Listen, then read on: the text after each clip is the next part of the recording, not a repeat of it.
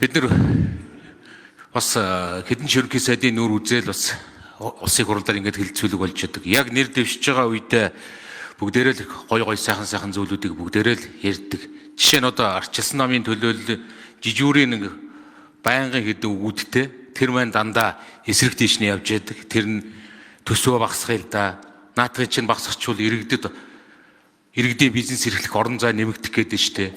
Төсвөө тэрээд байхлаар чинь мөнгөний нийлүүлэлт чи ихсээд инфляц бодит орлого чинь буураад байна штэ. Төрийн өмчт компани багасгая л да. Тэгэхгүй болохоор авилга чи ихсээд байна штэ.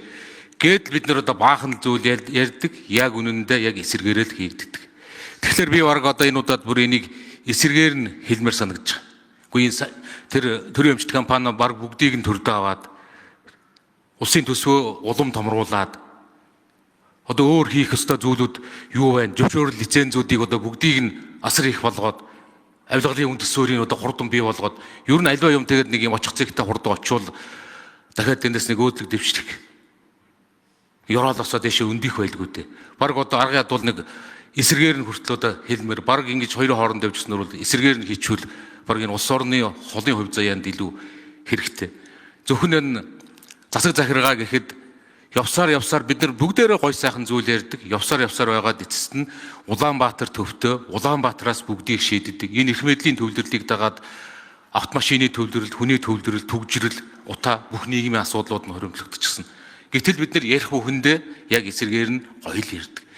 Тэгэхээр энийг яг энийн дээр одоо бид нар нөхцөл байдлаа хэдүүлээ одоо яаж үнэлэх юм бэ? Яг бодиттой яаж алхам хийх юм бэ? Гэдэг л ийм зүйл байна.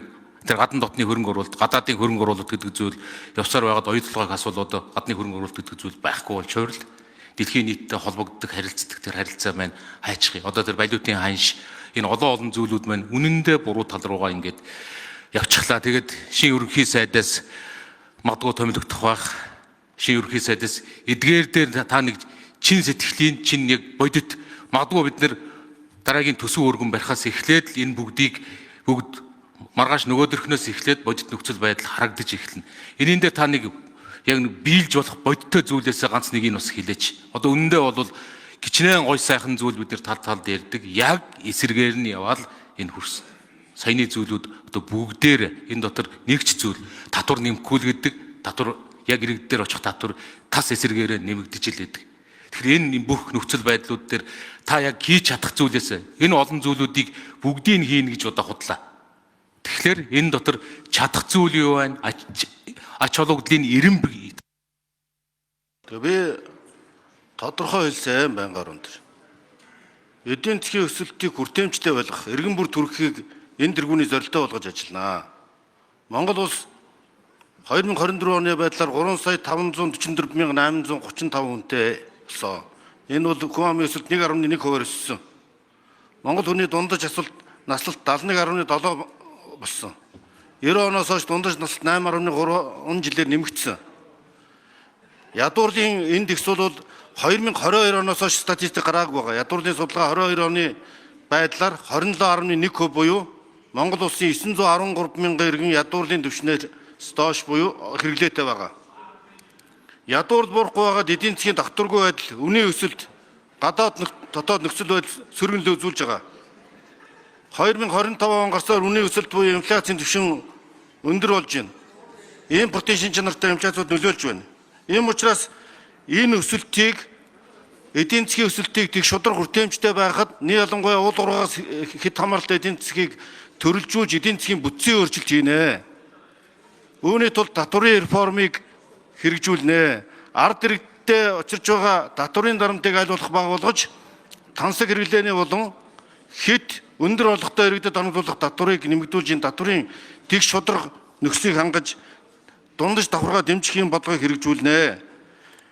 Бүхэлдээ хэлбэл энэ зөвхөн ядуур биш нийт хүн амынхаа хүний хөгжлийг дэмжсэн, эрүүл мэнд боловсролыг дэмжсэн, иргэдтэй өгөөчтэй эдийн засгийн бүтцийн өөрчлөлтийг хэрэгжүүлэх замаар эдийн засгийн одоо суур өөрчлөлтүүдийг хэрэгжүүлж төрийн оролцоог хязгаарлах, ажил олгогч хувийн хвшлийг дэмжих замаар одоо энэ эдийн засгийн бүтцийн өөрчлөлтийг хэрэгжүүлнэ. Халамжаас хөдөлмөрт гэдгийг хөдөлмөр хийж байгаа бүхнийг дэмжинэ. энэ талаар санаа зовж ажиллаж байгаа гишүүдийнхээ санал бодлыг сонсож тодорхой бодлогыг бий оруулж ирнэ гэдгийг хэлсэн. Ер нь энэ төрөмчт 129 компанид 12.9 мянган хүн ажиллаж байна. Энэ хүмүүсийн төрөмчт компаниудын аж ахуйн үйл ажиллагааг сайжруулах, төрөмчийн реформ хийж, төрөмчт компаниудын тоог 2 дахин бууруулах чиглэлээр ховчлолыг зохион байгуулах, гэрээний үндсэн дээр ашиглах, зарим ашиггүйг нь татан буулгах, хувийн хвшилт ажил үргийг шилжүүлэх хэмжээний цогц төрөмчт компани реформыг сайжруулах замаар төрийн хэд оролцоог хязгаарлах ажлын бодлогыг хэрэгжүүлнэ гэж бодож байна. За улс төрийн гадаад дотоод орчин нөхцөл хүнд байгааг хүн болгон сайн мэдж байгаа. За бид нар зөвхөн яриа зогсохгүй үндсэн хуулийн нэмэлт өөрчлөлтөөс ахуулаад зөндөө асуудлыг хамтраад шийдэж авч байгааг манай зөвтгөл гишүүн бид сайн мэдж байгаа.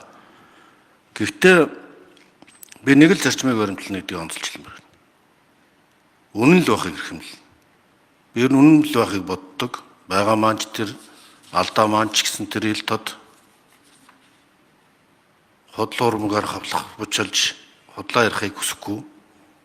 Ийм учраас би маш тодорхой нэг зүйл хэлж байгаа нь бол ойрын хугацаанд амжуулаад эх 7 хоногт багтвал тоонууд хэцүү байна. Төсвийн тодорхойлыг өргөн барина. Хэмнэлтийн тодорхойл хийн. Эндээс төрийн оролцоо төсвийн хэмнэлтийн бодлого маань тодорхой харагдана. Татварын бодлогыг ил тод шудраг эрсдэлдөөнтэй тэг шудраг байх зарчимд нийлжүүлж өөрчлөнө. Татварын бааз суурийг өргөтгөж татвар төлдгөө нөөт гээд одоо зарим төлдгөө зарим төлдөгийн татваруудыг нийтээрээ хамрагдсан татварын бааз суурийг өргөжүүлсэн бодлогыг шинжилнэ. Эдийн засгийн бүтцийн өөрчлөлтийг хэрэгжүүлнэ. Энэ бүх бодлого маань бол эхний ээлжинд хэрэгжих юм бодтой алхмууд байх болно гэдэгт эргэлзэх хэрэггүй. Харин чиний баталгаан таныг би бас эдийн засгийн бодлогын зөвлөлд арчил намын бүлгийн дарга, ардын намын бүлгийн дарга энэ намуудын төлөөлөл ороод ерхий сайдын дэргэд төр хувийн хвшиллийн одоо яриа хэлцээг өрнүүлдэг намуудын төлөөлөлтөд ийм зөвлөл байгуулахыг эрхэмлэж байна. Тэр дотроо эдийн засгийн эрх чөлөөг нэмэгдүүлэхийн тулд зөвшөөрлийн тоог цөөлн, зөвшөөрлийн тухай хууль батлагдсан байгаа, бидний үед батлагдсан, тааж оролцсон.